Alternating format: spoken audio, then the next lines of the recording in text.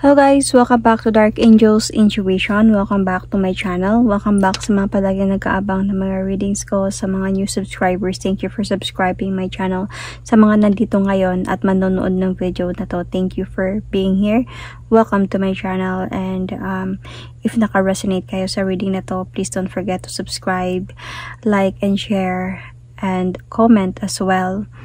And tap that notification bell and get notified. Anyway, as you know, nakikita nyo kung anong gagawin ko ngayon. This is a pick a card reading or pick a group of cards reading. So, you can choose right now. Habang nag-i-intro pa lang ako dito, pwede na kayong mamili between these illustrations or drawings, heart, kung ano yung gusto nyo. But that doesn't mean dahil maganda yung drawing, yun na yung pipiliin nyo. You need to feel that, okay? I-feel ninyo kung ano yun, dahil kung ano man yung mapipili ninyo dito, that means yun yung nangyayari sa relationship ninyo ngayon. Okay? This could be your what is happening sa relationship ninyo. Sa ngayon, nangyayari na siya ngayon, or mangyayari pa lang siya, or nangyari na siya. Pwedeng ganun, because this is also a like timeless reading. Okay, so start to choose right now habang nag-intro pa ako. So guys, hindi lahat maka-resonate sa reading na to, and takes what resonates and leave the rest. Hindi dahil sa may pinili kayo and sure na yun talaga yung nangyari sa inyo. Pwedeng mangyayari pa lang yun sa inyo, or sadyang hindi lang talaga kayo maka-resonate. Okay, it's just like that. This is a general reading. This is not a personal reading. So, let's start without further ado. So, unahin natin. You can pause, okay, to feel the cards. Pwede nyo i-pause yung video. So, unahin natin ito. Okay. Let's do this first. So, tignan muna natin kung ano yung laman nito. Char. Look deep within your heart and you will feel my love. My love for you is as deep as the ocean. So this person might want to tell you about the love that he felt for you. Ito siguro nararamdaman niya para sa'yo. Ito siguro nangyayari sa inyo ngayon. So from the angel answers. Okay. Peaceful resolution. Okay. Ano yung gustong sabihin sa'yo ng person mo? Peaceful resolution. Nahihiya na ako sa'yo.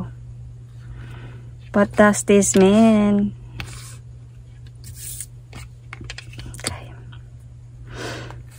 And this, boundaries. You need to teach people how to treat you by clear on what you will or won't allow. So, boundaries.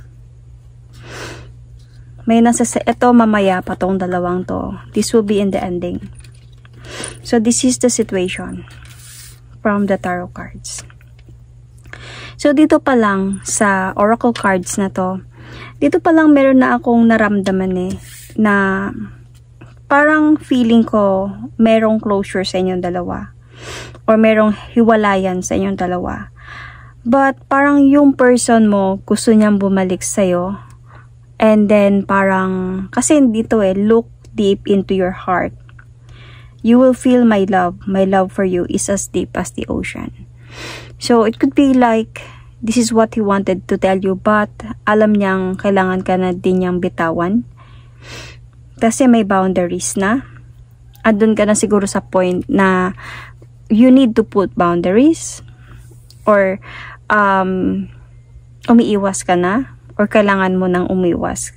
Or siya ba yung umiiwas dahil nahihiya na siya sa'yo. Pero hindi ko pa din alam anong totoo ito, anong nangyayari, kasi meron ng peaceful resolution. That means tanggap na yung mga nangyayari. So, what is happening sa relationship ninyo ngayon? Let's see. You could be dealing with the past person.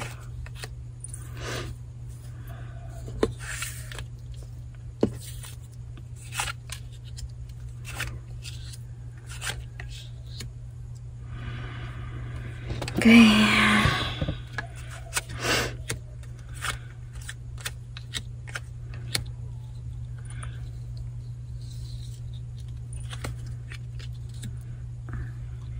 Unsureness. Possible signs. Capricorn, Virgo, Aries, Sagittarius, Leo, Pisces, Sun, Moon, Rising, Venus, you or your person, Cancer, Scorpio, Pisces as well. But let's see, baka may mga personalities pa ako makikita dito about some zodiac signs, okay? So you might be dealing with a past person. Might be feeling ko cold na yung nangyayari sa inyo ngayon, yung sitwasyon ninyo ngayon. Parang you felt empty na, cold na. Merong isa dito na naghintay. Baka ikaw tong naghintay na parang napagod ka na sa kakahintay, lumalaban ka, kaya nahihiya na siya sa'yo. Na alam mong naghihintay ka, baka pinahintay ka niya, parang feeling niya walang nangyayari kasi hindi kayo nag-uusap eh. Nakakaramdam ka na parang pagod na kasi hindi ka niya kinakausap. It's either, okay, some of you na nag-ghost ng person na to, some of you binaliwala ng person na to, some of you may sinabing babalik din ako tas wala na, hindi na nagparamdam. So naghihintay ka kasi walang clear sa'yo dito, hindi clear sa'yo yung mga naramdaman ay yung mga nangyayari sa inyo. Ano ba talaga? Hiwalay na ba tayo? Or tayo pa ba? Parang may big question mark ka, kaya naghihintay ka. Itong person na to, hindi niya naman ginusto yung pag-alis niya. Labag sa loob niya yung pag-alis niya. Parang umalis na siya para magkaroon na ng peaceful resolution. Okay? Might be dahil he is in a relationship with another person. He is a commitment with other person. Or live in with other person. I didn't see any marriage here. So, ito yung nangyayari sa inyo ngayon. I can see also here na pwedeng itong person na to is like nakipag-ayos siya with someone from the past. Nakapag-ayos silang dalawa, nagkaroon sila ng new beginning, kaya hindi siya sure sa mga pwedeng mangyayari sa inyong dalawa. This is the bottom of the deck. Unsureness. May lies din dito. May mga bagay na hindi siya sinabi sa'yo. Tinago sa'yo or nag-alibay siya or anything. Hindi siya sure. So, it could be this will not be a past person. Might be your person is dealing right now with the past person. And you are the one who is waiting here for this person to come back. So, you are allowing this person, feeling ko sa reading na to, itong person na to, with these boundaries, you need to teach people how to treat you, being clear on what you will or won't allow. Kasi siguro hinayaan mo, nangako siya sa'yo na babalik ako, mahal kita. Siguro mayroong on and off dito sa una. Then, mga paasa, pangako. Tapos feeling mo walang nangyayari. Inaalaw mo yun, pumasok sa buhay mo. Hindi ka nag-put boundaries. Hindi ka nagbigay ng, sabihin natin na parang deal sa person na to. Hinayaan mo lang. Tas ikaw naghihintay na parang feeling mo walang nangyari. And parang sa kanya, sa pagbabalik niya, every time na ginughost ka niya, bumabalik siya, pinapatawad mo. Inaalaw mo siya to come inside. So, hindi mo siya binibigyan ng ultimatum sa mga gusto mong mangyari. Parang inaalaw mo lang na siya yung, dahil mahal mo siya. And then, umaalis na naman siya. Until sa point na nahihiya na siya sa'yo. So, nahihiya na siya sa'yo sa mga ganitong nangyayari. At ikaw naghihintay ka. Kailan ka ba maging seryoso? Kailan ka ba na kailan ka ba na mag-commit sa akin, sa relasyon natin? Kailan ba matatapos to? Kasi minsan itong person na to, umaalis talaga siya nang hindi siya nagpapaalam, hindi na siya nagparamdam. Could be some of you are LDR, could be some of you could be like LDR, really. Or kung hindi man kayo LDR, at least hindi kayo nakatira sa isang bahay. Kasi itong person na to sometimes nag-walk away siya eh. So, sometimes hindi siya nagpapakita, hindi siya nagpaparamdam. Dahil nag-iisip siya, nagso-soul searching siya. Nag-iisip siya anong right path ang dadaanan niya, tatahakin niya. Is it with you or with this other person? Kasi meron talaga, he is in a relationship with other. Could be a live-in partner with, could be a commitment, pinauna sa'yo. Could be somebody na tumutulong sa kanya. Some of you could be somebody matured person na nandyan palagi para sa kanya. Could be like that. Okay? Could be somebody who is always supporting him or her. And hindi niya din mabitawan yun. So, nagkaayos sila. Could be an ex. Nung nagkaayos sila, nagkaroon sila ng new beginning na dalawa. And then, nahirapan siya dahil alam niyang naghihintay ka. Napapagod na siya. Kaya nahihiya na siya sa'yo. So, look within your heart and you will feel my love. My love for you is as deep as the ocean. Kaya kanya hindi mabitawan dahil sa minahal ka din naman niya. Nagkaroon kayo ng magandang pagmamahalan na dalawa. So, nagmahalan kayo, but the thing here is feeling ko, nagkaayos sila. Kaya nahiya na siya sa'yo dahil hindi niya alam kung anong gagawin niya dito. So, feeling ko, meron silang responsibility, could be malaking tulong to sa kanya, always there for him. With some of you, okay? So, takes what resonates sa reading na to. Kasi we don't clear anything. Walang clarification to. Walang other cards, just this. So, parang, you felt empty. You felt tired of waiting for this person. Now, the Oracle card wanted to tell you na, put boundaries. Okay? You need to learn, you need to teach people, this person, on by clear on what you will and won't allow sa sarili mo. So, let's see. Ano yung Oracle card na to? Kasi itong person na to, nahiya siya sa'yo kasi hindi siya sure kung sino talaga yung pipiliin niya. Hindi siya sure sa inyo, hindi din siya sure dito. Pero feeling ko, para sa akin, you need to put boundaries already. But, titignan natin kung ano yung love romance message from angels. Family healing, family issue, healing family issue.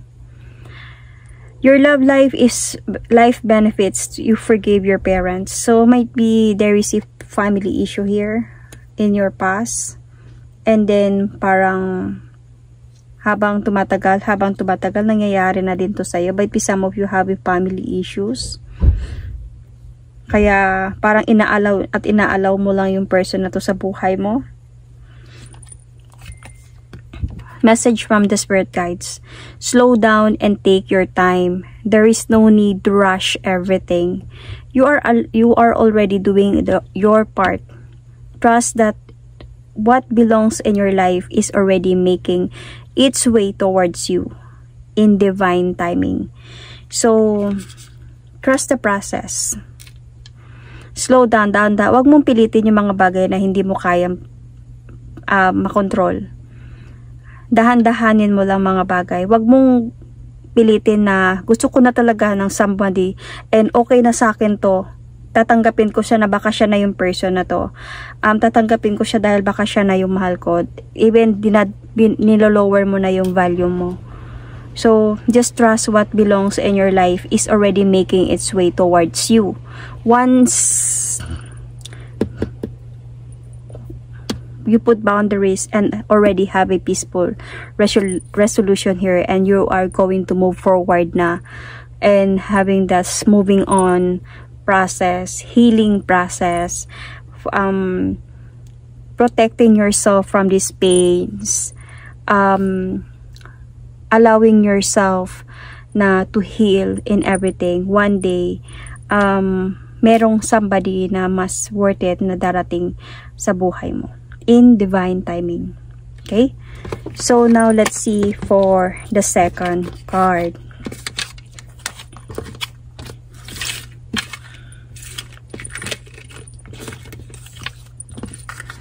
And ito yung Dove.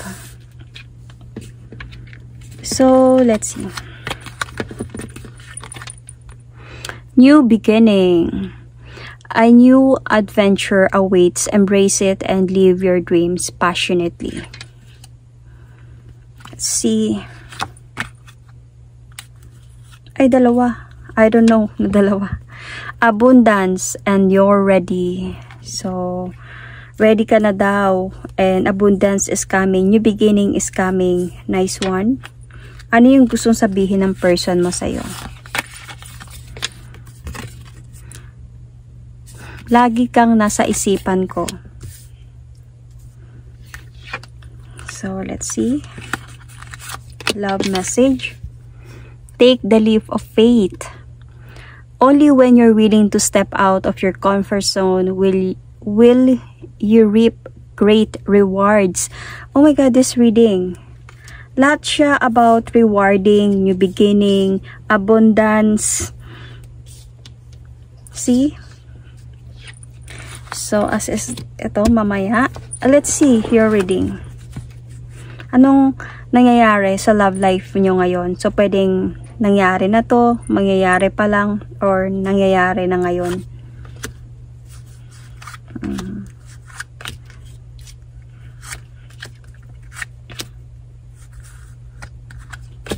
Okay. Okay. Bottom to deck. Okay, kaya pala. The new beginning is here. So, taking the leap of faith. Biro mo yan. Hindi ko alam kung ano nabubunot ko sa baraha. And the full card is meaning. Meaning ng full card is taking the leap of faith. And also meaning ng full card is a new beginning. Okay?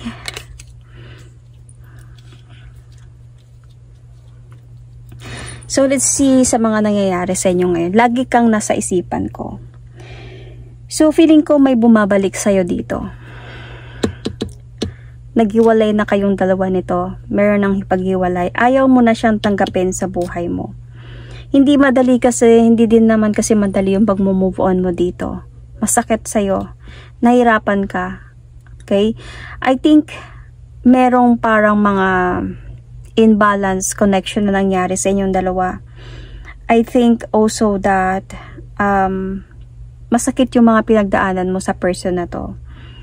And marami siya mga tinago sa'yo, lies. Siguro may mga bagay, sometimes nag-aaway kayo, nagtatanong ka sa kanya kung anong katotohanan, sino to, ganyan-ganyan, and parang feeling mo, parang he's just ignoring it, or minsan binabaliwala, minsan hindi sinasagot, minsan nag-aaway, dinadala niya sa away, or nakukulitan siya, nag-aaway kayong dalawa, and you're tired of that. Nagiging imbalance yung relasyon ninyo recently. Now, nung naghiwalay na kayong dalawa, napagod ka siguro, naghiwalay ka, nag-move on ka, and this person communicates with you again. So, this person communicates with you dahil ando siya sa point na he wanted to offer you a new beginning. He wanted to offer you a commitment, goes together again, promises towards a new beginning. It isn't hard, it isn't easy. Because this is the Ace of Pentacles. So, para sa akin dito, merong pag-asa. Yeah. Nahirapan ka mag-move on dahil minahal mo talaga to. Okay? Pero ayaw mo siyang tanggapin sa buhay mo. You are not accepting the offer dahil sobrang nasaktan ka at hindi ka pa ready na tanggapin siya. So, lagi kang nasa isipan ko dahil yun yung nararamdaman niya para sa'yo. Kaya nga bumabalik siya sa'yo. You are taking the leap of faith towards a new beginning of your life right now. Bahala na kung anong mangyari. Okay? And some of you are also taking the leap of faith towards a new beginning dito sa person na to. Because this is a general reading, not a personal reading. This is for everyone na makaresonate.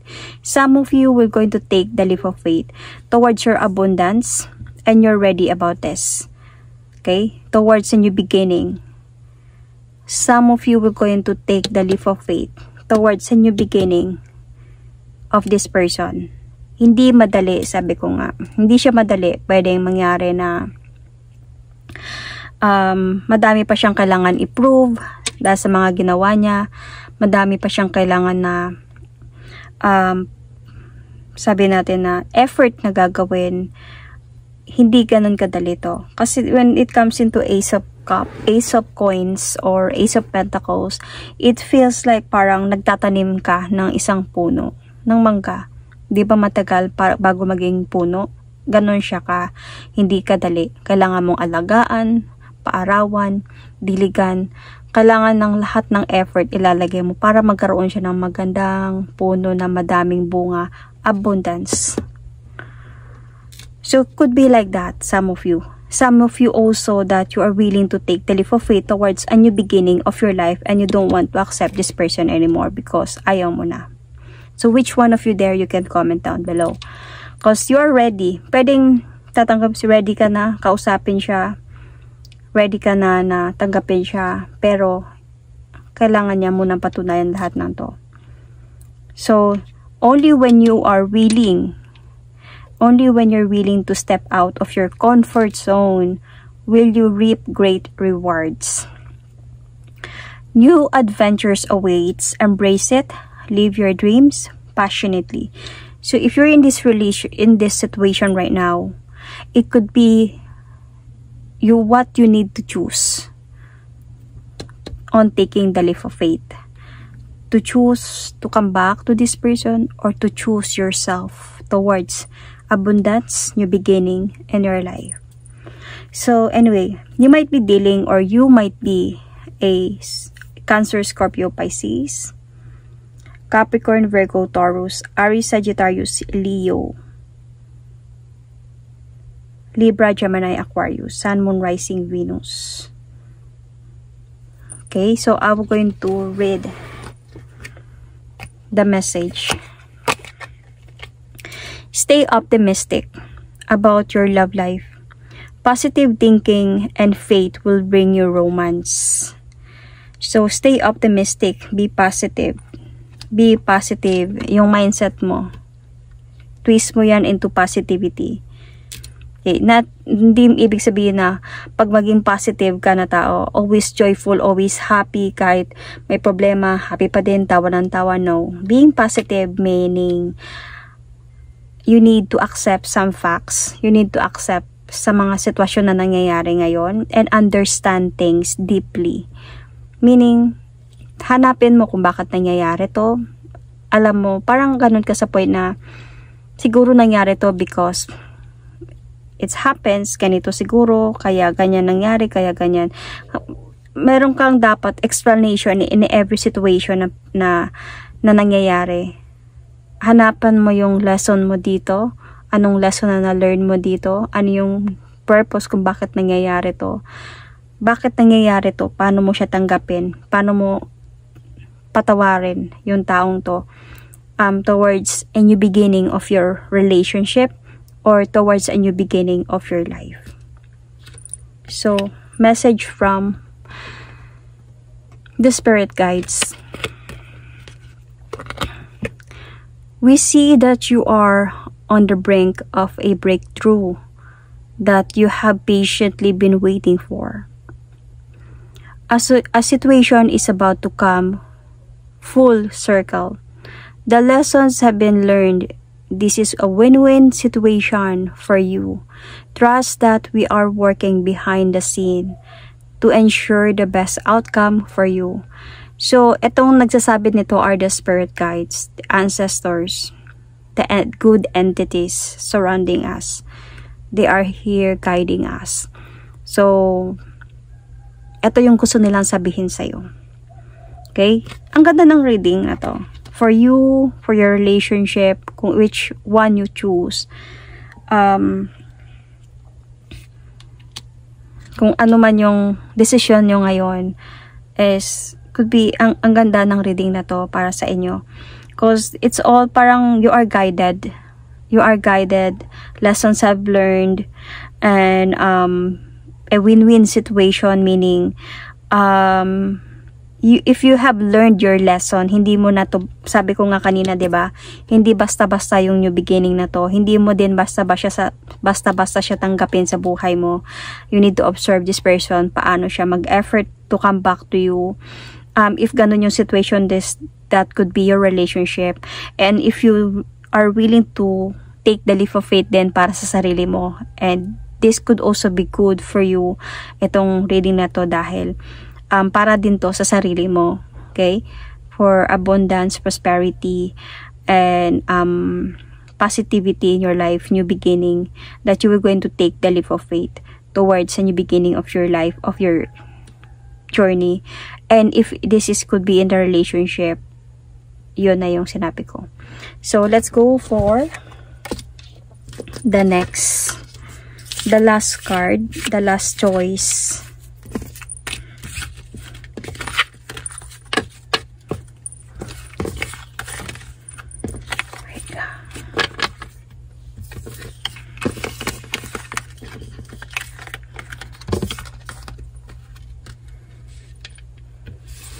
Let's see, sa mga pumili nito.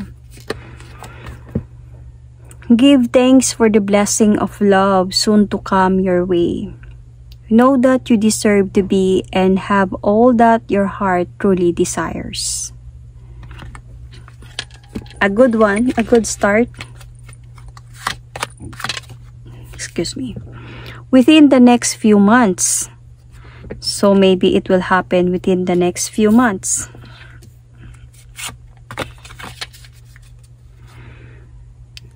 Hindi na kita iiwan pa.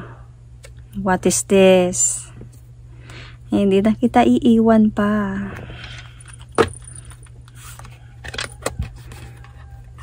Twin flame. You might be dealing with your twin flame, soul connection.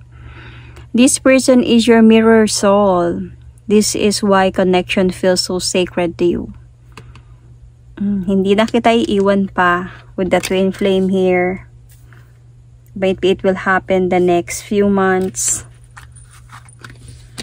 So what is the situation right now?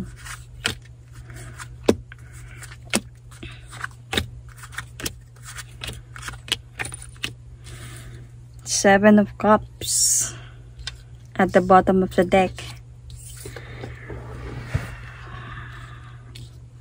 You are tested by the universe right now. You are tested. So, sa sitwasyon na to, I can see here, meron ako naramdaman sa energy na to. There's a lot of waiting, stress, clarity ang meron dito. Wanted to heal as well. Wanted a justice about what happened. Wanted to move forward already. Parang feeling ko, you are waiting for this person. Naghihintay ka and you want that this person to improve his life. You want that this person to learn from his mistakes, from his lessons. Because you are doing that to yourself as well. So, I can see here also that with the Nine of the Cups, you are also in a healing process. And you are waiting for the enlightenment. Okay? Might be your person could be. Might be you are also in a healing process and your person is waiting for the enlightenment of his life. Kasi meron ditong mirroring each other eh. Ibig sabihin, ano yung nangyayari sa'yo, yun din yung nangyayari sa kanya. Kasi nga twin flame ang meron dito. So, towards happiness, para magkaroon ng balance connection sa inyo. Balance situation. This is all you wanted to. You and your person.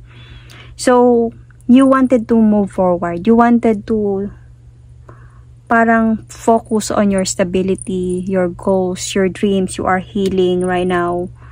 But, siguro sa ngayon, hindi kayo okay or merong separation sa inyo. Pero, adun ka sa point na both of you, like concerned pa din kayo sa isa't isa sa mga nangyayari sa inyo ngayon. parang iniisip mo pa din siya, sana nagbago na siya. Yung hindi mo iniisip na babalik siya sa akin. Ang iniisip mo lang na sana nagbago na siya kung nasaan siya ngayon, kung anong ginagawa niya ngayon. Kasi nagmo-move on na din ako, nag-heal na din ako. But concerned ka pa din na sana nasa tamang tao siya, or sana nagbago na siya, or something like that. Kasi you still want, with the Temperance card, a balanced connection with this person. You want, parang kung masaya ka, gusto mo din na maging masaya siya. Kumbaga, if you are in a healing process, dahan-dahan ka ng nagiging okay, gusto mo ganun din siya kung nasaan siya ngayon. Parang ando sa point na yung relationship ninyo give you both so much stress, you know, but you're still like looking for each other still. This person will still come back to you. Hindi na kita iiwan pa. Babalik siya sa'yo in a new beginning to offer you this Ace of Cups. Ace of Cups meaning meron na diyang commitment, offering marriage, soulmate connection, twin flame connection with this Temperance card as well. Happiness is also here. This person will going to move forward towards with you once na-learn na niya yung lessons niya with your connection na meron kayo as a twin flame connection. Kasi kailangan ito ganito eh. Kailangan ganito talaga siya, na hindi pwede kayo mag-learn ng lessons niyo together. It always have a separation. Kaya ngayong twin flame connection, meron talaga siyang separation. Always separates, always have conflict, always kayong may stressful situation, nakainis, nakasakit sa ulo, na parang gusto ko muna magpahinga, gusto ko muna ng peace of mind, nahirapan na ako, napapagod na ako, naghihintay ako, anything like that. And you need to separate para magkaroon kayo ng kanya-kanyang lesson na ma-learn from your connection. Okay? As a twin flame connection. So, kailangan kasi dito, as one soul, hindi kayo magre-rely sa isa't isa as a twin flame connection na maging okay yung sitwasyon. Parang kumbaga, may mga relasyon na parang without you, I am nothing, or hindi ako mabubuhay nang wala ka. Hindi yun siya sa twin flame connection, hindi ganun. You need to have a separation. And through that separation, hindi kayo naging weak pareho. Through that separation, mas parang yung paghihiwalay ninyo, mas pinapatibay kayo individually.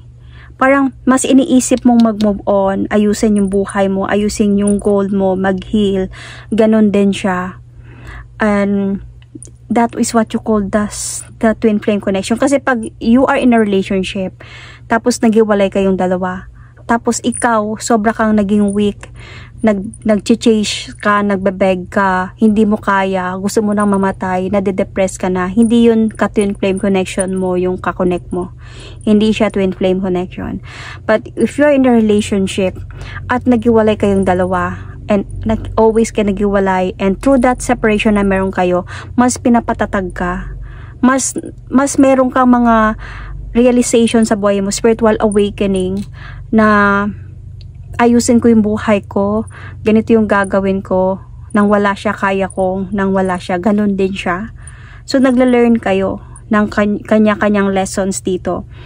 And then if through that lessons na na-learn niyo individually during the separation, and then you realize that you cannot live with each other, kaya yun nang harapin yung isa't isa.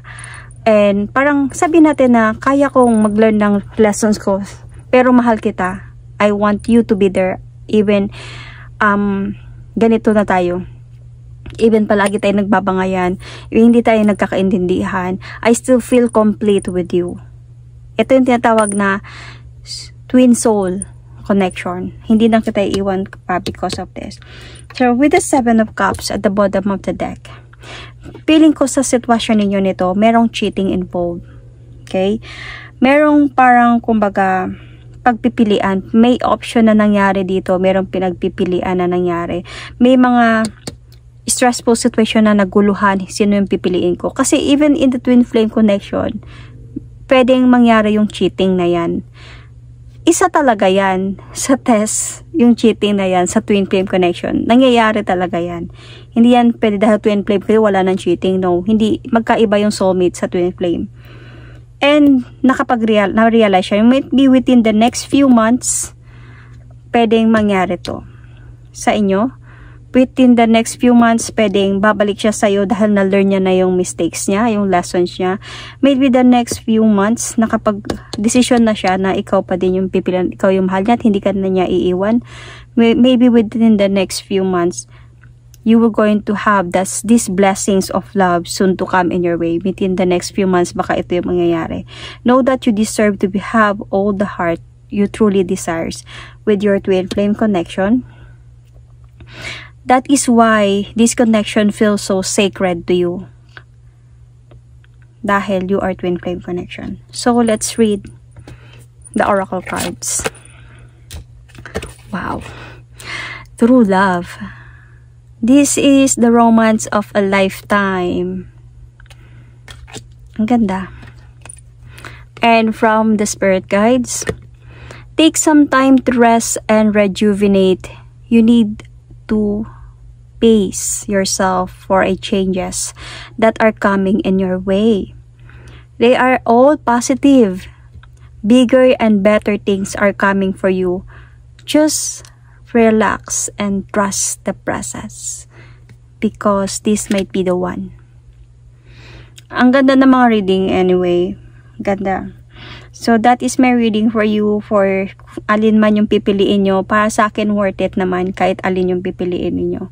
So that is my reading for you. Thank you and God bless.